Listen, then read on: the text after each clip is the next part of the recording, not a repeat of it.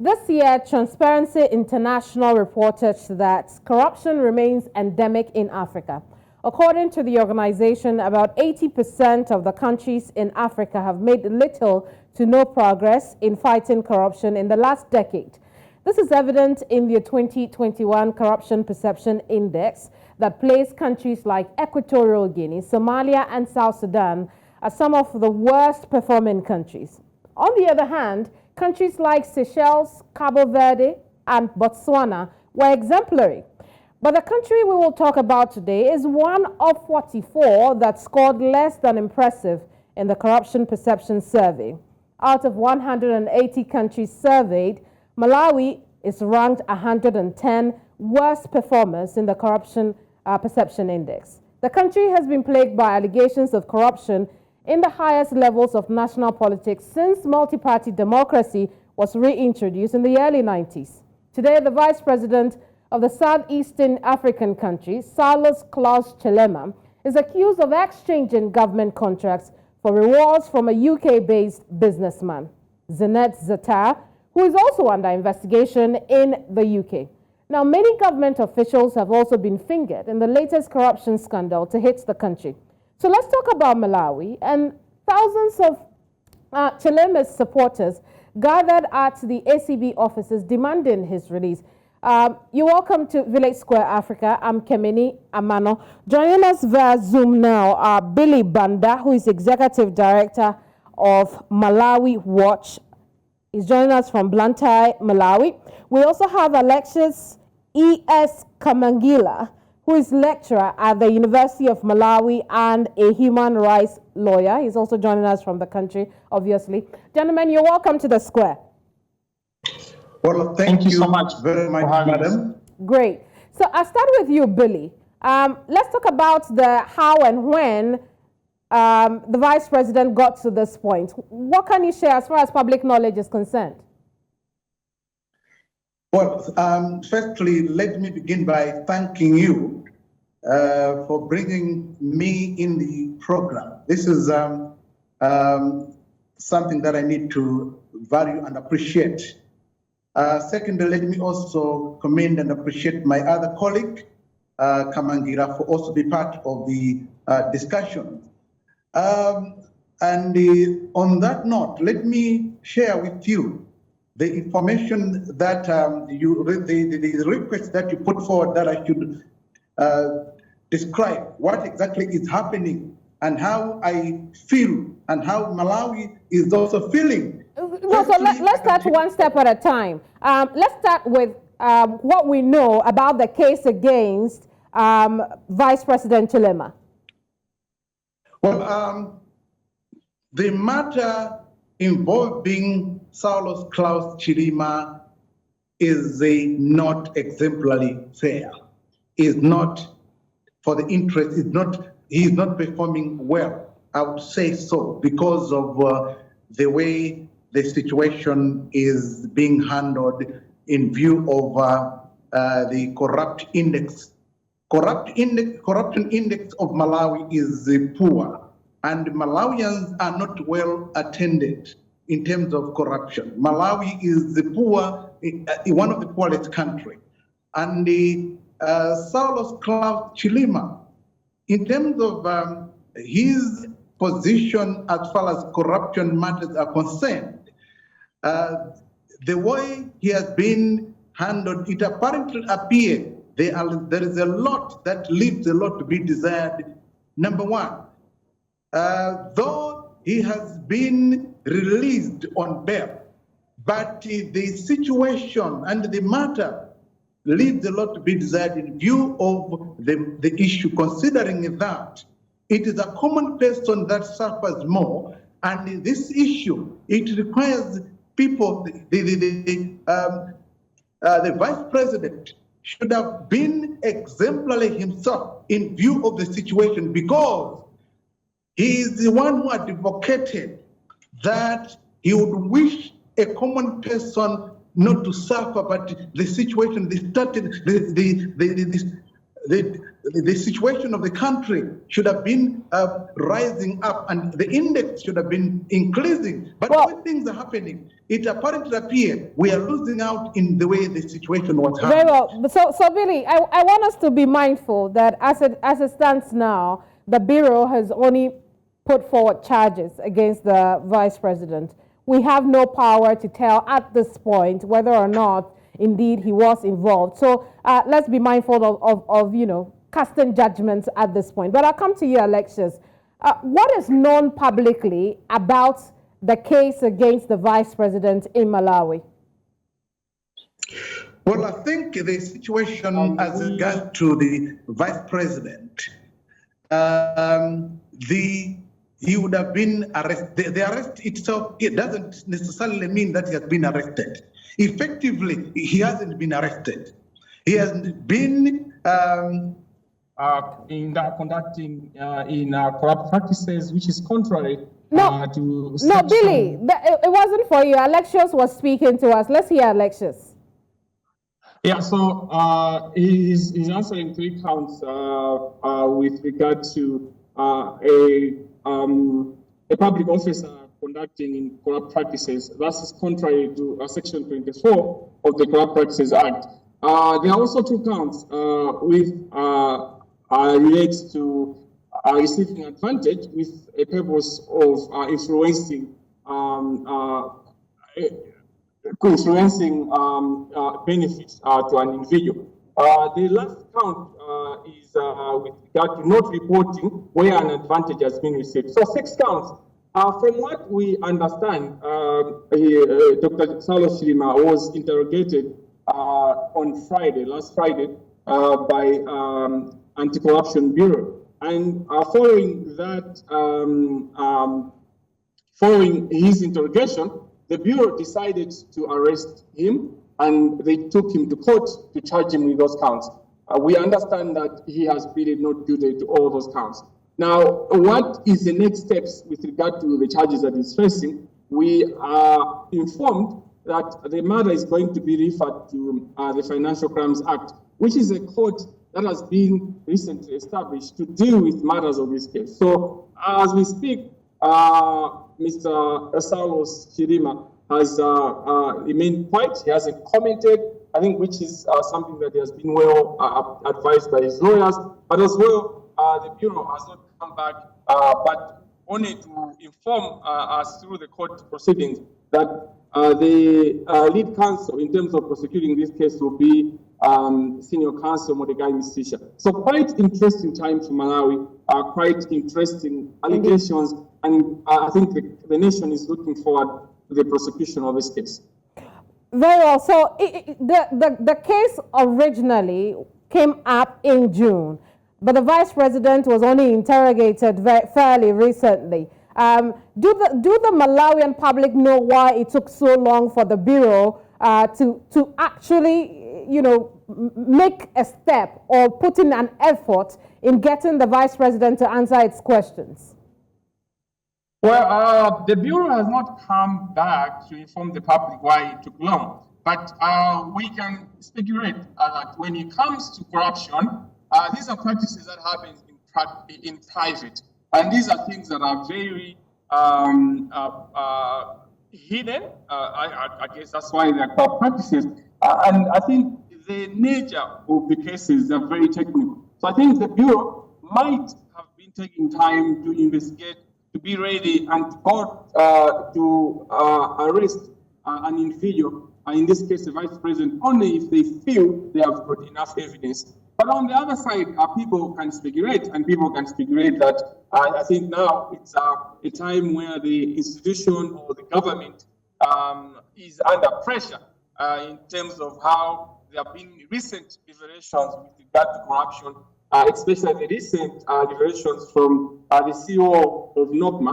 NOCMA is an institution that handles fuel. So recently, the CEO who was fired, stroke resigned, came out with damning information with regard to how the SPC, who is the leading servant, the first public servant, was pressuring her to offer a contract to a specific individual. So at the moment, some people might be feeling that that is a reaction in order to take attention away from the government. But I think that Anti-Corruption Bureau is doing its job, and it's an independent. We believe so. We have no reason at the moment to believe otherwise. And I look forward, and I think every Malawian is looking forward to an independent process, both by the Anti-Corruption Bureau, but as well as the courts that are going to be handling this case. Very well. Billy, I'll come back to you. I know you have expressed disappointment at the naming of the vice president in this wave of corruption scandal hitting the country. But I want to find out from you, does Malawian watch, or is it publicly known why an investigation was triggered in the first place? Why did he have to do an investigation? Well, I think I should tell you that Malawi as a country is not faring well in curbing or fighting corruption, because there is a lot of there is money that plays a crucial role in trying to win the hearts of others so that they can fight such efforts. And the Anti-Corruption Bureau's efforts leave a lot to be desired. If you look at the ability by the executive director of Anti-Corruption Bureau, Martha Chizuma, she has no ability, she has no constructive heart to fight. And that leaves the common Malawian, the common person, suffer and struggle in order to win the heart, in order to be within the realm of fighting and taking ability to take a position. Because what is required is corrective effort, so that all of us as citizenry, we are supposed to be in the rightful position to fight corruption, so that we collectively are fighting corruption by not allowing one person to win the heart, but each one of us must be on top of the game. Each one of us must not be dealt with, but must be in a position to look at every person must be a player to address corruption. But the way things are happening, Martha Chizuma, the vice president, but also on a very serious note, one thing that must be taken note of, the leadership that we have in the country, the ability and the heart to fight corruption is low. Why am I saying this? It's because the leadership we have in the country does not necessarily come on top of winning the game, because we cannot have the heart to addressing such a problem, because people play around with the game by using money as influencing factor, so that they can use the money as an influencing factor to go to different offices and different hats, so that because of that, we are not in a position, we are not at winning the issue, and we are not having the ability to achieve it. So because of that, which is why the vice president surrendered himself. And the fact that he surrendered himself, it is not necessarily that he has won or he has indeed, he has presented himself and that the matter is addressed. But in actual fact, he was simply trying to tell us that he can downplay the matter, and the matter can be dealt with when the truth of the matter, it is the vice president himself who is trying to play double standard. Very well. So then here's my next question to you, Billy, and I'll ask you the same, Alexious. Despite Malawi receiving praise for how it's handling corruption in the country, there are also factions within the country who believe that this could have political underlinings, particularly because of recent shadow criticism the vice president had made of President Chakwera. What are your thoughts on that? Well, this is why I am saying President Chakwera ability to fight corruption is not there. And why is the President Chakwera is not giving more effort to allowing the SCB itself, Martha Zuma, to be in a position, because Martha Zuma should have been the first person to effectively present a report to Parliament. But that report, or the important report, was not presented to Parliament. And even the leader of opposition has no ability to do certain things in Parliament. And when you look at the members of Parliament themselves, they do not apparently appear to have the heart to deal with the fight of the vice. The vice is fighting corruption. So we are apparently appear not to do such things with a common heart. Very well. Now, the interesting factor that I would wish, how I wish if the donor community had that commitment, donors had the commitment to deal with the issue, so that even the leadership, the president himself, should have not been involved, but he should have been questioned when such matters are involved. That when you may wish to know that the president, through the parliament, through SCB, the commitment is very, very low, and they cannot be questioned, and which is why the SCB has not even, if someone be the president to answer questions, and even Parliament itself to answer such questions, and which leaves a lot to be desired. Very well. So, Alexious, when the MCP and by that I mean the Malawi Congress Party, for those who may not know about it, which is the party that the president belongs to, and the UTM, which is the one that Vice President Chilima belongs to. When they formed the alliance, the agreement, as we have learned, is that Vice President Chilima will take over from 2025. Now, that plan appears to be changing on the part of the president. Could this be a sign of competition at the highest level of national politics in Malawi? A very interesting question, and a very political question, which I'll try to attempt, but I might not be the expert to deal with political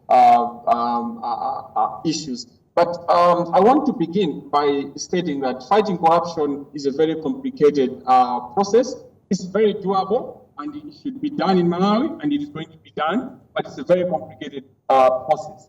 And it requires a lot of institutions. It requires a number of players, including the judiciary, the DPP, Director of Public Prosecutions, as well as the Minister of Justice at large, not only Anti-Corruption Bureau. Now, what has been happening recently, I think we sort of missed the plot, where fighting corruption has been considered as only an issue that Anti-Corruption Bureau should deal with, and specifically focusing on Ms.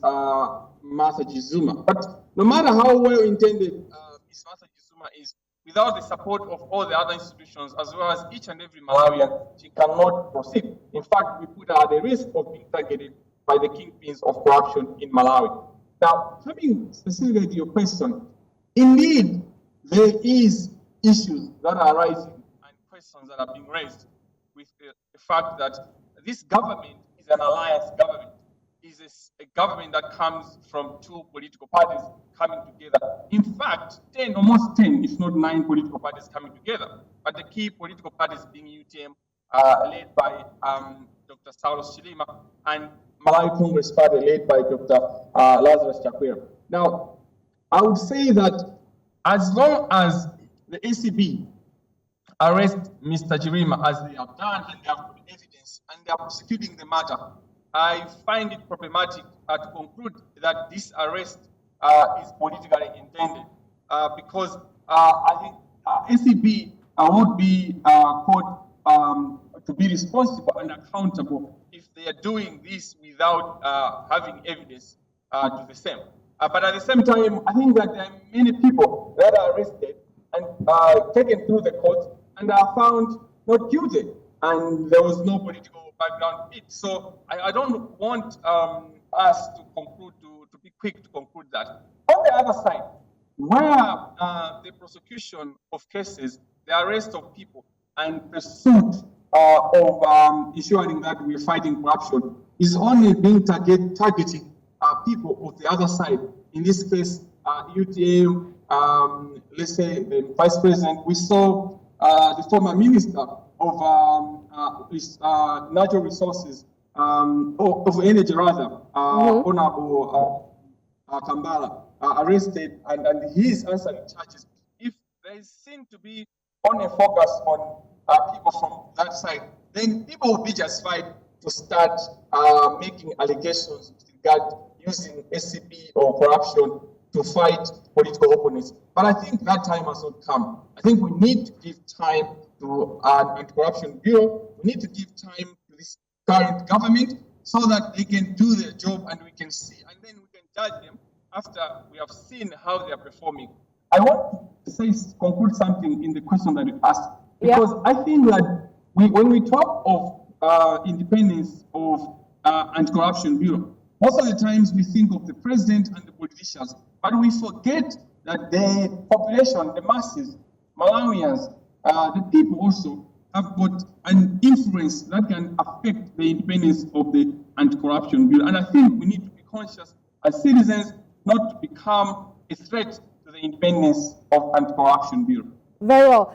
Like I told you earlier, corruption waves and corruption scandal waves in Malawi, it's not really news, if you like, depending on how you're looking at it in that country. We'll discuss why it's so endemic in the country, why it's so rampant in Malawi when we come back. Stay with us here on The Square.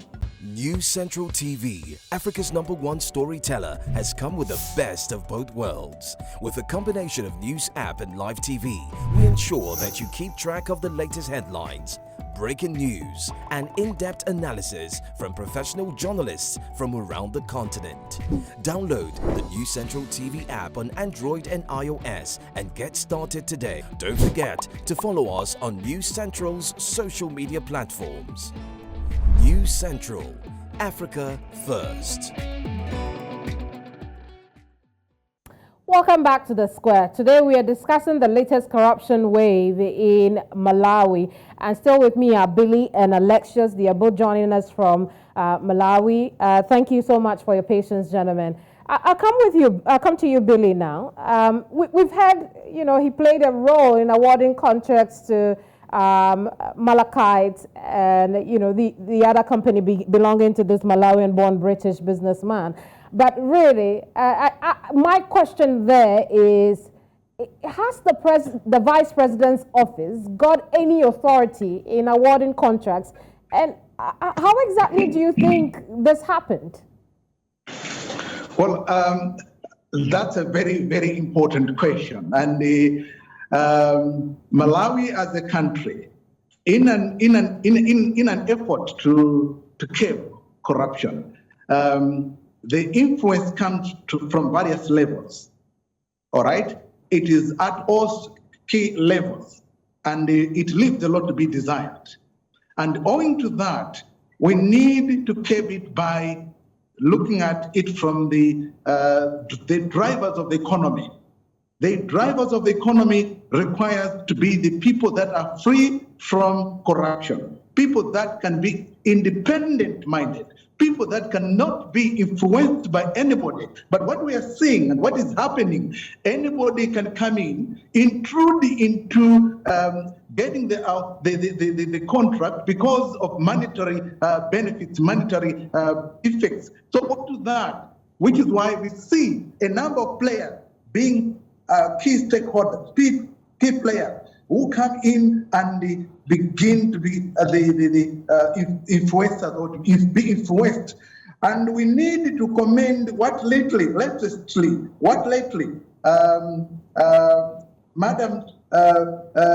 the CEO, Nokima, former acting CEO, all right, Mburuma, what she did. And if we had the people of that nature at various levels, at various offices, and even in Martha Zuma herself, if she too had the same capacity, then we go to the presidency and we come to the vice president. We come to different offices.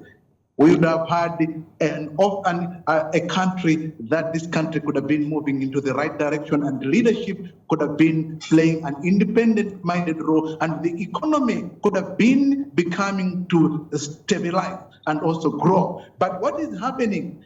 we are not moving into the right direction, and we are not winning that battle. The fact that we're not winning that battle, the fact that if you listen to what at one particular point, Jegwa Kumwenda raised one constructive point, which should have been taken heed of.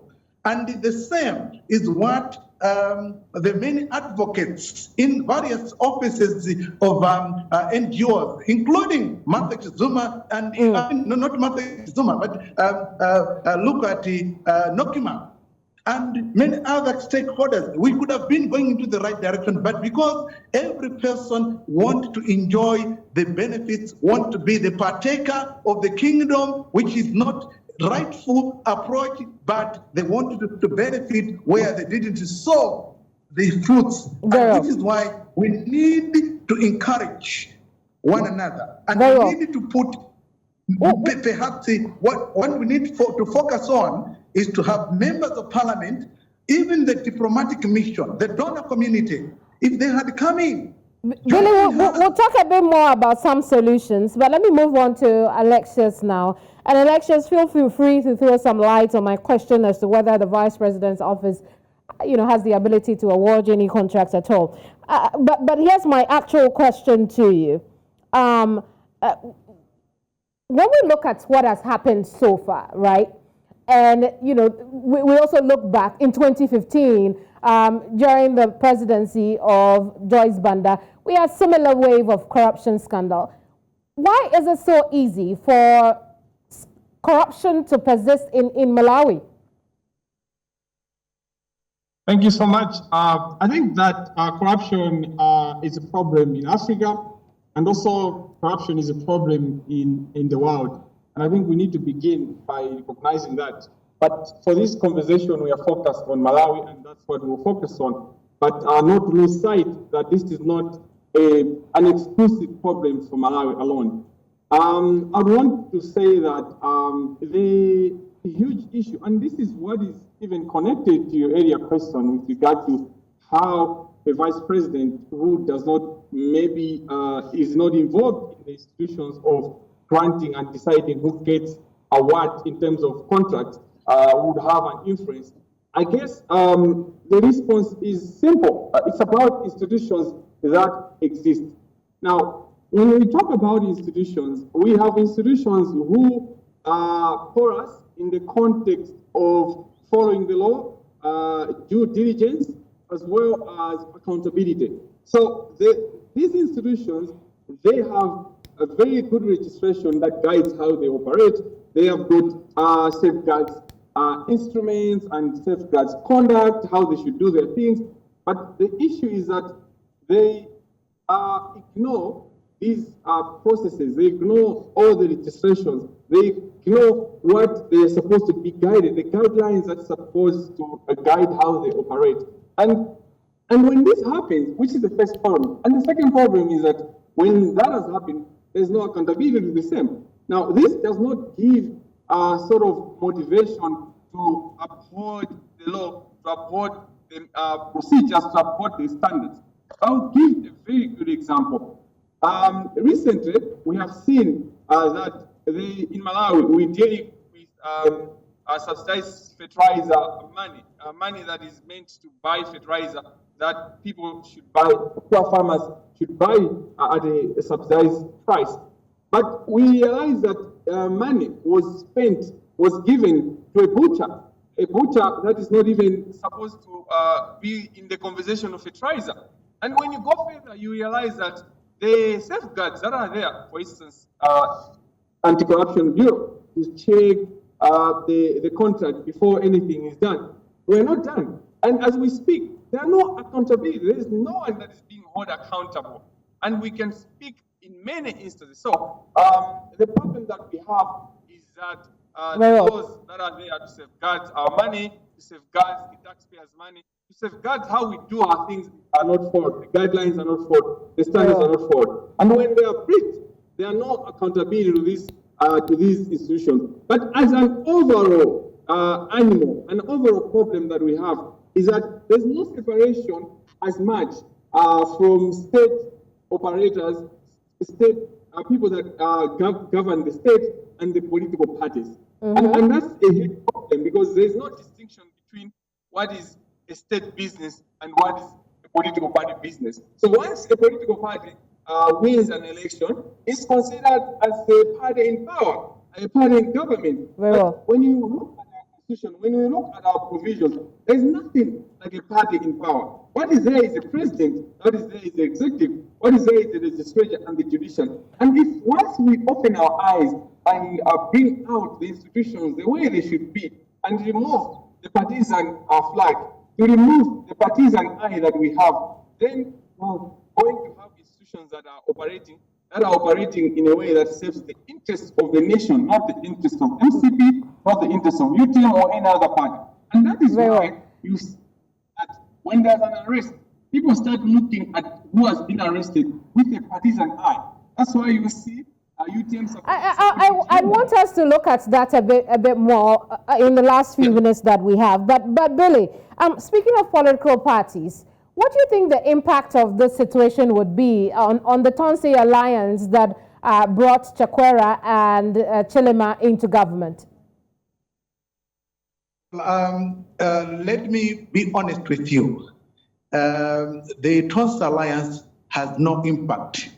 The only reason they had was simply to bring momentum so that they can have the numbers to win the hearts of the voters, and that is the only thing. But the fact that I can confidently tell you that they had no objective agenda. They have not even created any impact at all. They have not even created an opportunity for a common Malawian to see the benefits of winning those elections dubiously. And on the same, we are saying there is need to be done, considering that we have no effective systems in governance, like the parliamentarians. We have the diplomatic mission should have also come in and help many key stakeholders. Then, when also, as my other colleague here has just indicated, we have a biggest problem, which is judiciary. Judiciary could have had a bigger impact to come in, because judicial problem is where things are failing to address a common problem. And that is where Malawi is failing to make a progress. And because of that, all I'm trying to suggest is we need to find a common factor, how collectively we can support a local citizen. A local citizen is the one we need to stand for. We need to play to protect. But we are failing to do likewise, in view that there is no collective effort. There is no vision for a common Malawian. There is nothing that is being done to address a problem for a common Malawian. And what we are also seeing is that leadership at various levels has a bigger problem.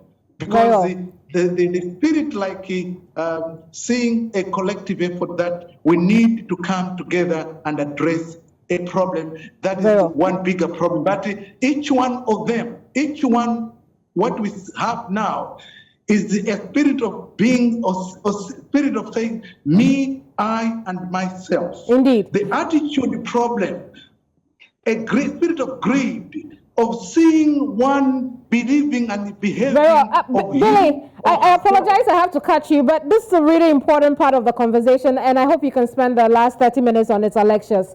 How do we 30 seconds, I beg your pardon.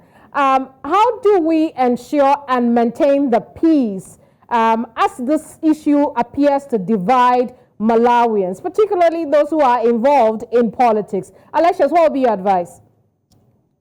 First of all, just to say in a second, I think Chilima and UTM is still relevant to Malawian politics, and don't dismiss Chilima unless he's convicted at the end of the trial, but he's very a strategic ally.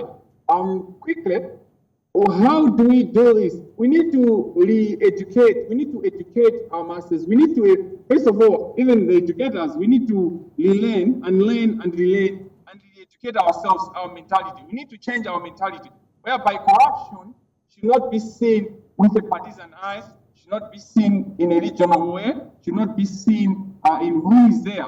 Corruption should be seen as corruption. And then we need also to look at corruption, fighting corruption as a responsibility of each and every Malawian. Very well. All of us are responsible for fighting corruption, not specific individuals. Thank you. Thank you, gentlemen. I am so grateful you could sit with us here at the square. Billy Banda and Alexious Kamangila joined us from Malawi as we discussed the country's latest corruption scandal wave involving the Vice President Saulos Chilima. And thank you too for being a part of the gathering today. We are back same time tomorrow here on News Central TV. I am Keminni Amanor. Goodbye.